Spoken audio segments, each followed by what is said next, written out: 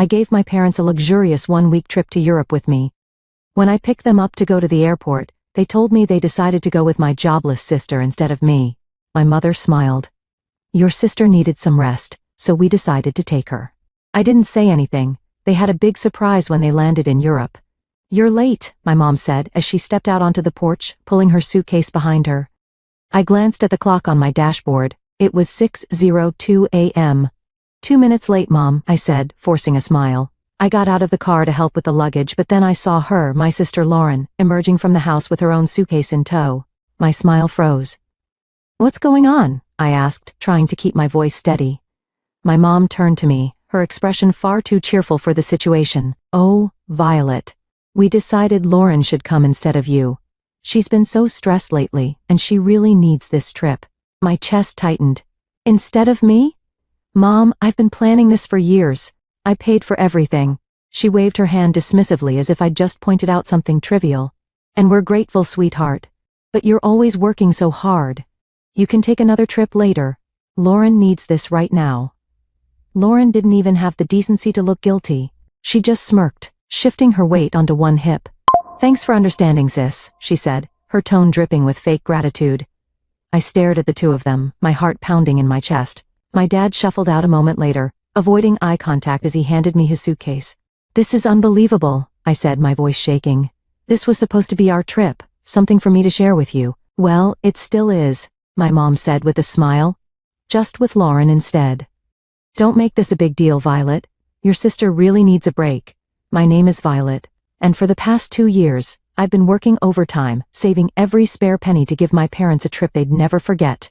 Flights, luxury hotels, guided tours, I planned every detail down to the last dinner reservation. But as I stood there in my parents' driveway, watching my sister get into the back seat of my car, I realized something I'd been avoiding for years. It didn't matter how much effort I put in their eyes, Lauren would always come first. I clenched my jaw, biting back the sharp retort sitting on the tip of my tongue. Instead, I forced a tight smile and opened the trunk. Let's get going then, I said, my voice flat. If they wanted to prioritize her over me, fine, they could go with her.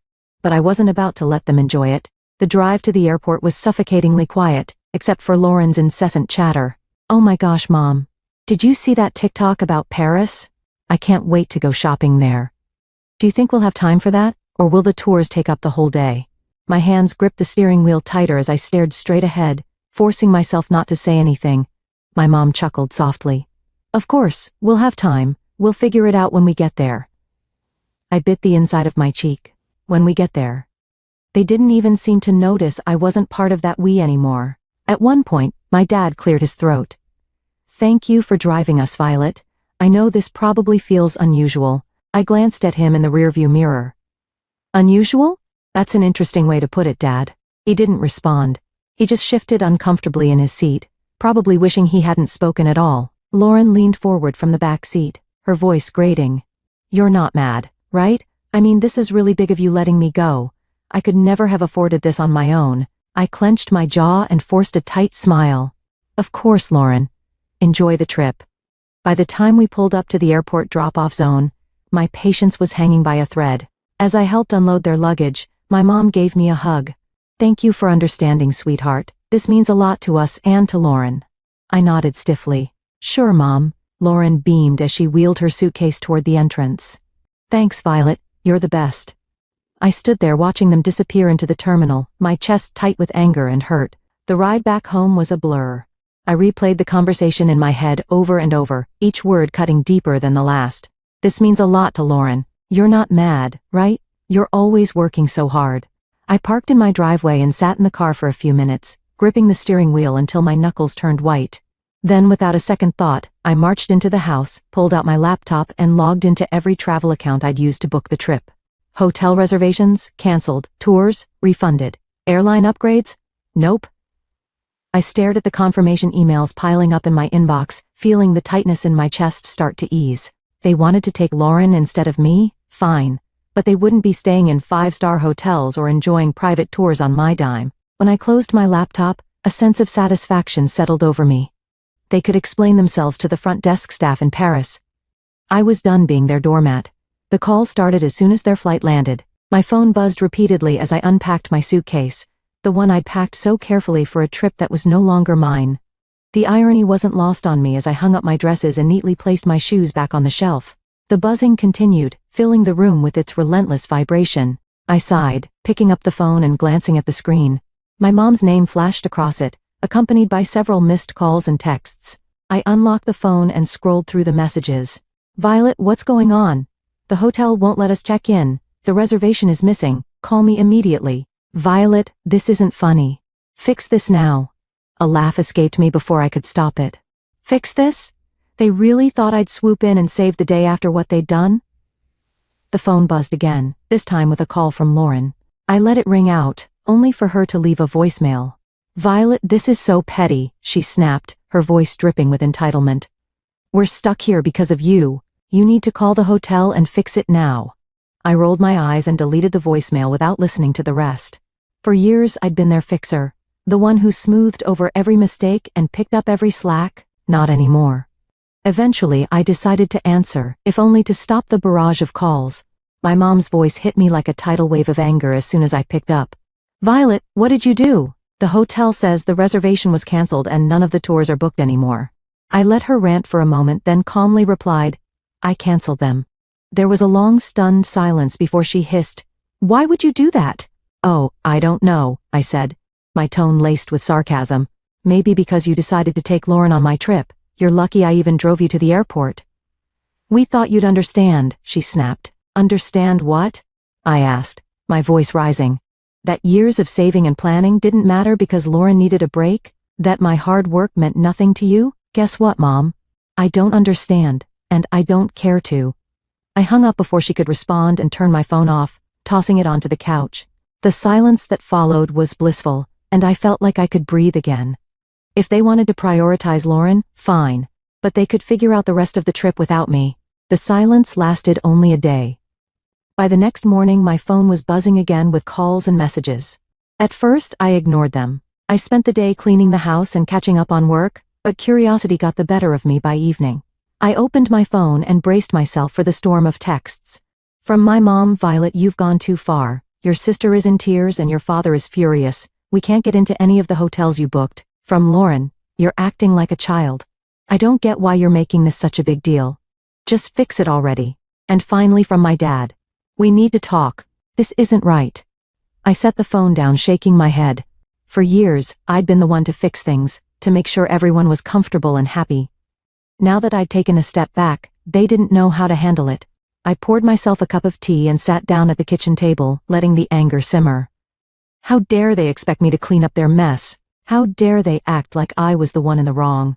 The next call came minutes later, and this time I answered, "Violet." My mom barked before I could say a word. "This isn't funny anymore. We're stranded. Do you have any idea how embarrassing this is?" I took a slow sip of my tea. "Embarrassing? You think this is embarrassing? Try saving for years, planning every detail, and then being told you're not even part of the trip you paid for." "Stop being dramatic," she snapped.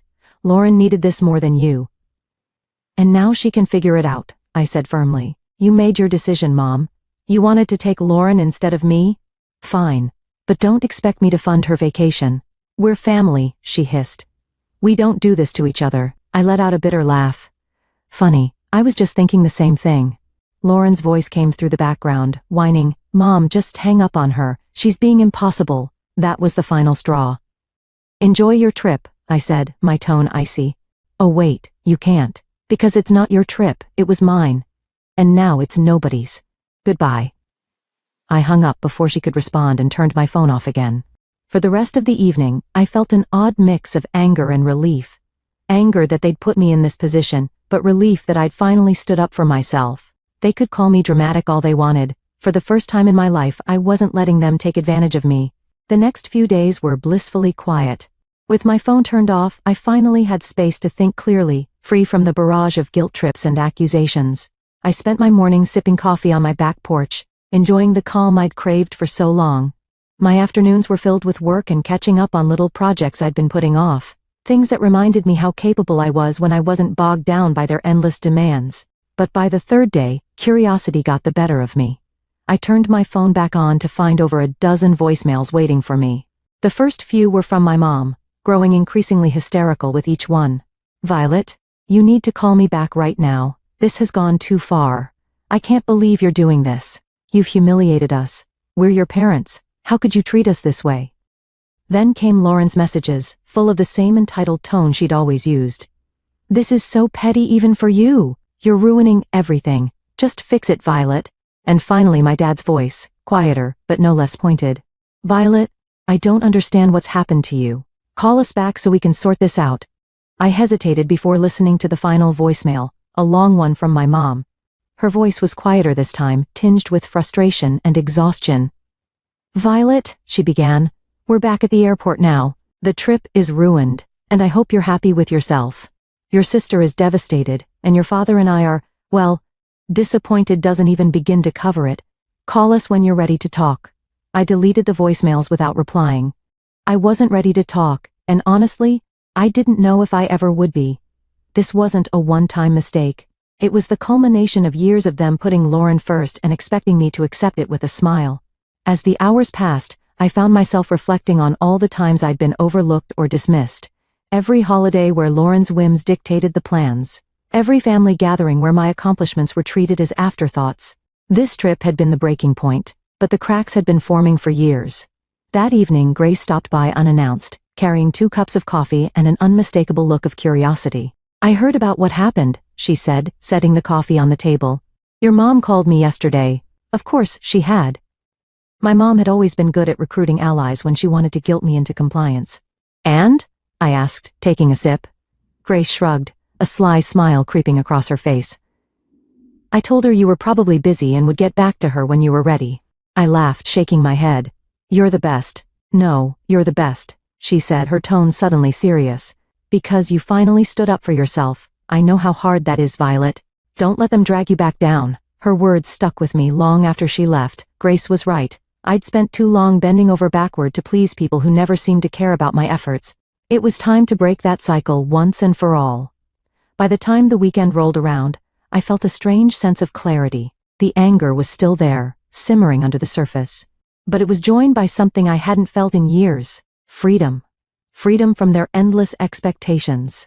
Freedom from being the family's fixer. Freedom to finally live on my own terms. But, as expected, the silence didn't last. It was Sunday afternoon when I finally got a call that I decided to answer. This time, it was my dad. Violet, he began, his voice heavy with weariness. Your mom wanted me to call. She thinks you'll listen to me. Go on, I said, leaning back in my chair. He let out a sigh. Look. This has all gotten out of hand. Your mom's upset, Lauren's furious, and, well, it's just a mess. But you're better than this. I stiffened, his words igniting a fresh wave of anger. Better than what, Dad? Standing up for myself? Refusing to let you walk all over me again? That's not what I meant, he said quickly. It's just you've always been the reasonable one. The one who keeps everything together. This isn't like you. I laughed, a short bitter sound. You're right. It's not like me. Because I'm not bending over backward to clean up your mess. He paused, and for a moment, I thought he might finally see my side of things. But then he said, You're punishing the whole family over one decision. Is that really fair? Fair? I repeated, my voice rising. You want to talk about fair? Was it fair when you and Mom decided I wasn't important enough to be part of the trip I planned? Was it fair when you replaced me with Lauren like I didn't matter? That's not what we were trying to do, he said, his tone defensive now. We just thought Lauren needed it more. Of course you did, I snapped. You always think she needs more attention, more support, more of everything. And I'm always the one expected to sacrifice for her, not anymore. The silence on the other end of the line was deafening. Finally he said, I don't know what you want me to say. I don't need you to say anything, I replied, my voice steady. I just need you to understand that I'm done being the afterthought. From now on, I come first. Violet, goodbye, Dad. I ended the call and set the phone down, my hands trembling. For the rest of the day, I let myself feel everything, anger, sadness, relief. It wasn't easy, but it felt like the start of something new. I wasn't the family's fixer anymore, and I wasn't going to be. They could figure out how to clean up their own messes. When my parents and Lauren finally returned, I was waiting for them at their house. I'd parked in their driveway, sipping coffee and feeling surprisingly calm as I watched their taxi pull up. As they stepped out, dragging their suitcases behind them, their faces were a mix of exhaustion and irritation. Lauren was the first to speak. Well, I hope you're happy, Violet. I raised an eyebrow, staying seated on the porch swing. Happy about what? Our trip was a disaster, my mom snapped, waving her hand as if to brush the whole thing away. We spent the entire week staying in dingy hotels and eating terrible food because we couldn't afford anything decent. And don't get me started on the tours, Lauren chimed in, crossing her arms. Oh wait, there weren't any. Do you know how embarrassing it was to show up and be told there was no reservation? I took another sip of coffee, letting their complaints wash over me. Sounds rough, I said finally, my voice calm. But you wanted to take Lauren, remember? I'm sure you all had some great bonding time. That's not the point, my mom shot back, her voice rising. You knew we couldn't afford all the things you'd planned. You set us up to fail. And I stood up, setting my mug down on the small table next to me. No, Mom. I didn't set you up for anything. I planned a trip for the three of us. Something special I'd been saving for years. You're the ones who decided to cut me out at the last second. My dad finally spoke up, his tone quieter but no less accusatory. You didn't have to cancel everything, Violet. That was extreme. Was it? I asked, folding my arms. Why should I have paid for a trip I wasn't even invited to? If Lauren needed it so badly, you should have planned it yourselves. You are lucky that I didn't cancel the return flight. Lauren rolled her eyes. You're so dramatic. It's just money, Violet. And you're so entitled, I shot back, my patience finally snapping. Do you have any idea how much work and sacrifice went into planning that trip? Or do you just assume things magically appear for you because someone else takes care of it? They stood there, stunned into silence for a moment. I've spent years being the responsible one, I continued, my voice steady but firm. The one who fixes things, plans things, makes sure everything runs smoothly. And you've spent just as long taking it all for granted. That's not fair, my mom started, but I held up a hand to stop her. No, Mom. What's not fair is how you treated me. You chose Lauren over me like always, so I chose to stop being your doormat. You didn't want me on the trip? Fine. But you don't get to enjoy the benefits of my hard work without me. I grabbed my bag from the porch swing and turned to leave. I'm glad you're back safely, but don't expect things to go back to the way they were. I'm done. As I walked to my car, I heard them calling after me, their voices a mix of anger and guilt, but I didn't look back. The drive home from my parents' house felt strangely peaceful. For years, every visit had left me emotionally drained. But this time, I felt lighter. I'd finally said everything I'd been holding in. And for once, I wasn't worried about their reaction. When I got back to my house, I made a cup of tea and sat on the couch, replaying the confrontation in my head. They'd been so sure I'd fold, that I'd give in like always. But watching their stunned faces as I walked away was a reminder of how much I'd changed. They could be angry, hurt, or embarrassed. It didn't matter anymore. I was done living my life to meet their expectations. The next day, I got a call from Grace. How'd it go? She asked, not bothering with pleasantries. I laughed, leaning back against the kitchen counter. Exactly like you'd imagine. They're furious, Lauren's pouting, and Mom is probably trying to figure out how to guilt me back into line. Grace let out a snort. Let her try. You've got a backbone now, and I'm here to make sure it stays in place. I grinned, grateful for her unwavering support. Thanks, Grace. I mean it. You've been my rock through all of this. Anytime, she said, her voice softening. So what's next for you, now that you're not playing family fixer anymore? That question had been circling in my mind since the confrontation. What was next? For years, so much of my energy had been poured into trying to please my family, trying to earn their approval. Now that I'd let go of that burden, the possibilities felt endless and a little intimidating. I don't know yet, I admitted, but I feel like I get to decide. Not them, not anyone else, just me. Sounds like the start of something amazing, Grace said. And I could hear the smile in her voice. Over the next few weeks, I started making small changes that felt big in their own way. I redecorated my living room, swapping out the hand-me-down furniture from my parents for pieces that felt uniquely mine. I spent weekends exploring local cafes and parks, things I'd always meant to do but never made time for. And I started journaling, writing down my thoughts and dreams without filtering them through the lens of what anyone else might think. Each small step felt like reclaiming a part of myself I hadn't realized I'd lost. One evening, I sat down with Mai and opened the spreadsheet I'd used to plan the trip. The canceled reservations stared back at me, and I didn't feel a pang of regret. Instead, I felt a surge of determination. That money had been meant for a once-in-a-lifetime experience, and I wasn't going to let it go to waste. Closing the spreadsheet, I opened a new browser tab and typed solo travel ideas. A few weeks after my parents' return, I booked a solo trip to Italy. It wasn't the same itinerary I'd planned for them, and it wasn't about proving a point anymore. This was for me, a chance to celebrate my independence and finally put myself first. The moment I landed in Rome, I felt a surge of excitement and nervousness. I'd never traveled alone before, but as I stepped out of the airport and into the bustling city, I knew I'd made the right decision. I spent my days wandering cobblestone streets, marveling at ancient ruins, and indulging in meals at charming little cafes. There was no schedule, no one else to consider. Just me and the freedom to do exactly what I wanted. One afternoon, while sitting on the Spanish steps with a gelato in hand, I pulled out the journal I'd brought with me. For years I'd written about what I wanted to achieve, but those dreams were always wrapped up in making someone else happy. Now, as I wrote, the focus shifted. Learn a new language, start a small business, travel to at least 5 more countries. The list grew, each goal a reflection of the life I wanted to create, not the one I'd been expected to live. On my last night in Florence, I had dinner at a small family-run restaurant overlooking the Arno River. As I watched the sunset paint the sky in hues of orange and pink, I felt a deep sense of peace. This trip had been more than just a vacation, it was a turning point. I'd spent so much of my life trying to earn my family's approval, but here, thousands of miles away, I realized something important. I didn't need it. I was enough, just as I was.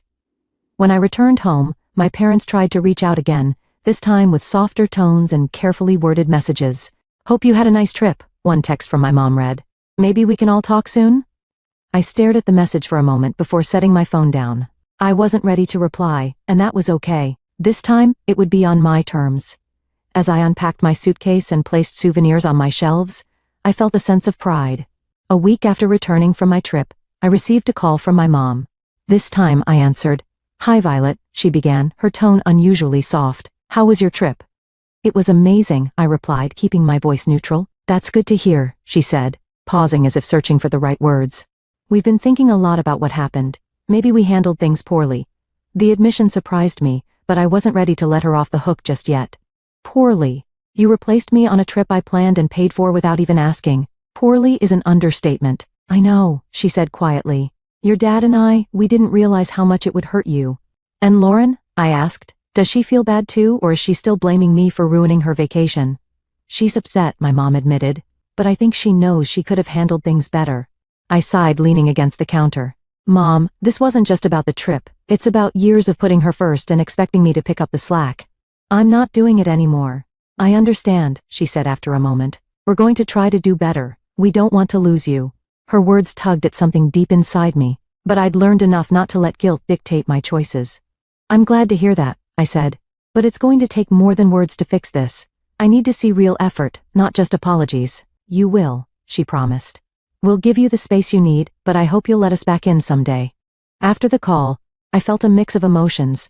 Relief that they were finally acknowledging their behavior and skepticism about whether they'd actually change. But as I sat down with my journal that evening, I realized something important. Whether or not they changed wasn't my responsibility. Over the following months, I kept my boundaries firm. I responded to their calls and texts when I felt like it, but I didn't go out of my way to fix things or smooth over conflicts. Instead, I focused on building the life I wanted. I signed up for a photography class, something I'd always dreamed of doing but never had the time or energy for. I joined a local hiking group and even started planning my next solo trip. Each step I took felt like reclaiming another part of myself. One day, as I sat on my porch watching the sunset, I realized how far I'd come. I wasn't the person who bent over backward for people who didn't appreciate me. I was someone who valued herself, who set boundaries, and who wasn't afraid to stand up for what she deserved. I felt truly free.